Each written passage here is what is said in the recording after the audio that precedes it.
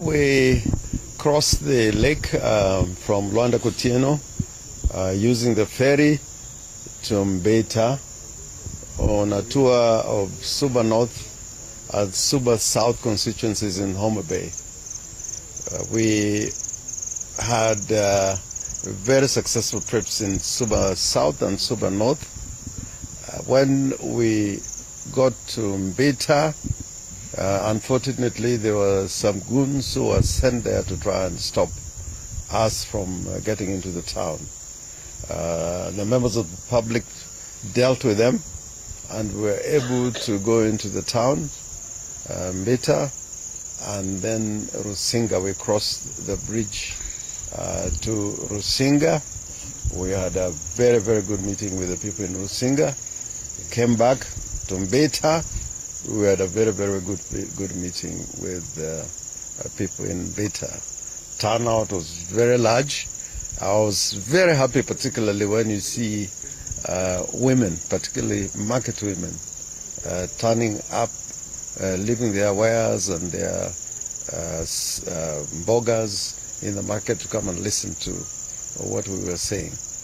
After the meeting in Mbeta, we proceeded to see Sindo in Suba South.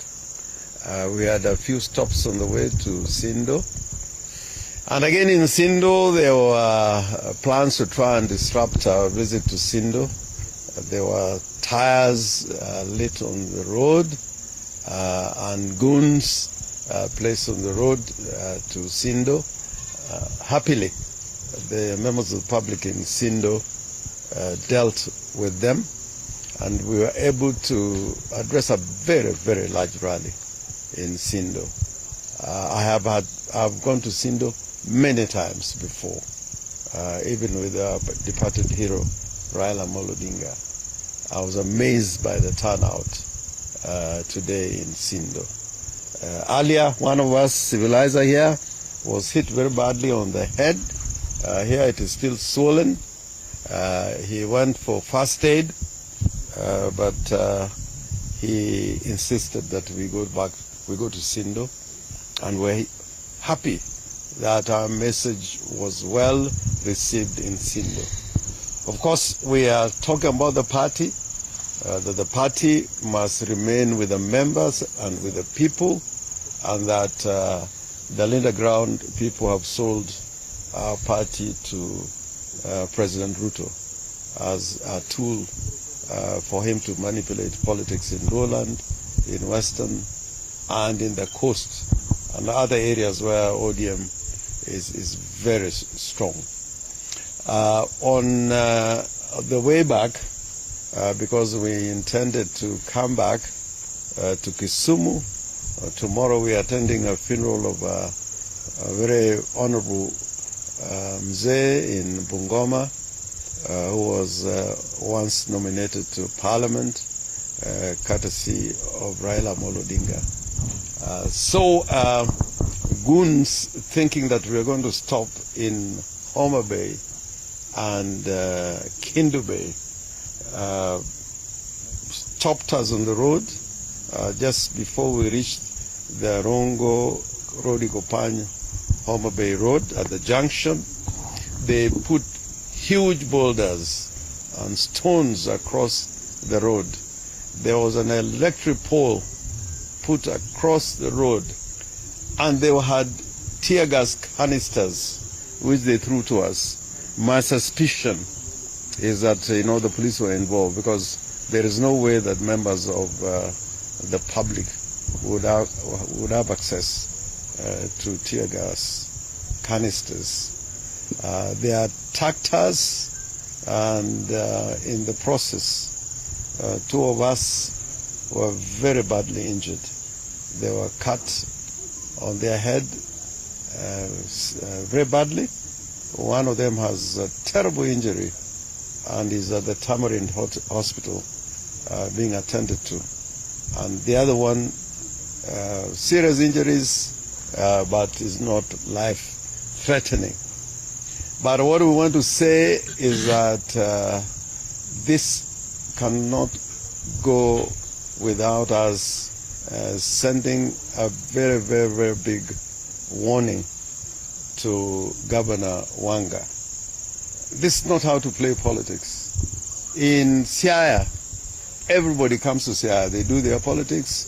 They even say things about us. We never stop anybody.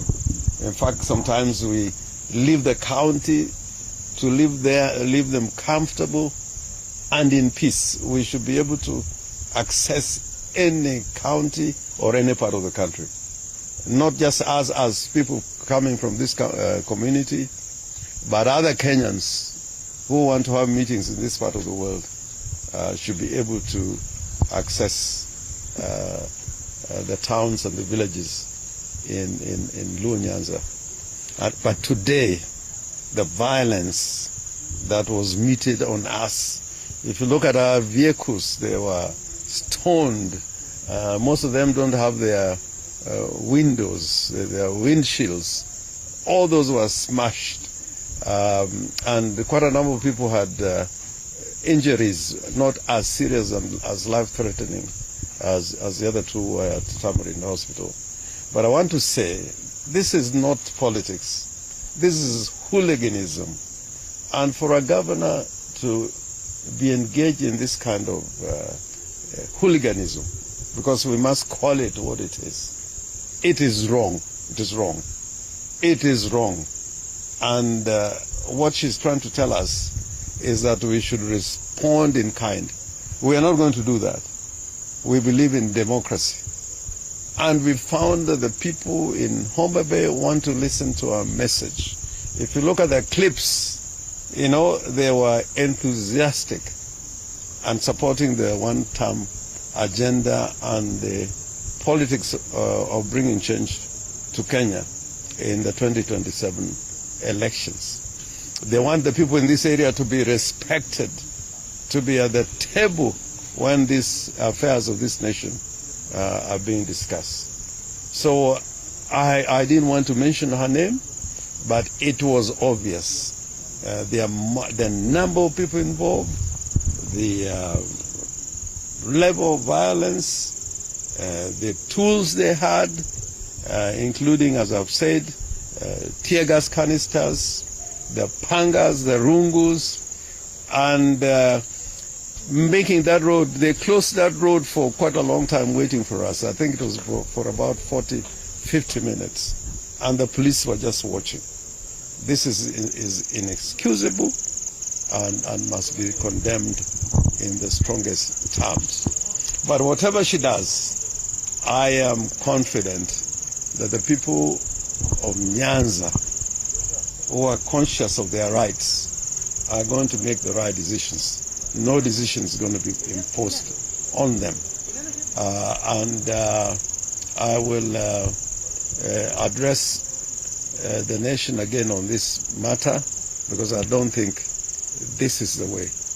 Even when we were fighting against Moi, we never encountered this amount of violence. This is wrong. And killing our own children, our own sons, and hurting old women who are turning up to listen to us. I think this is completely inexcusable. I would want to stop there if there are any questions. If you wanted me to speak in Luo, I can speak in Luo. And